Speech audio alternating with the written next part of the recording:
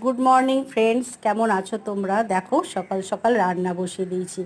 আর আমার লেগেছে প্রচণ্ড ঠান্ডা। গলার আওয়াজ শুনেই বুঝতে পারছো। এই যে বাইরেই কিন্তু ভোর থেকে বৃষ্টি হচ্ছে। এখন বৃষ্টিটা কমে গেছে, কিন্তু গাছের পাতা থেকে ঝরে ঝরে বৃষ্টির জল পড়ছে। আর এদিকে পেঁপে, আলু, সয়াবিন, গাজর দিয়ে একটা মিক্স সবজি করছি। সবজিটা ভালো করে মশলা দিয়ে কষিয়ে নিচ্ছি, তারপরে জল দেবো। আর এই যে দেশি ট্যাংরা মাছ এনেছে, দেশি ট্যাংরা মাছের টমেটো পেঁয়াজ দিয়ে একটু পাতলা করে ঝোল করব। আর এখানে কলমি শাক ভাজা হয়ে গেছে, পটল ভাজা হয়ে গেছে, ঢাকা দিয়ে রেখে দিয়েছি। আর এই যে মাছের ডিমের বড়া দিয়ে কালকের একটু টক ছিল, কুমড়ো, মিষ্টি আলু, মূলো দিয়ে, সেটা আছে, গরম করব। আর হটপটে গরম গরম ভাত ঢেলে রেখেছি।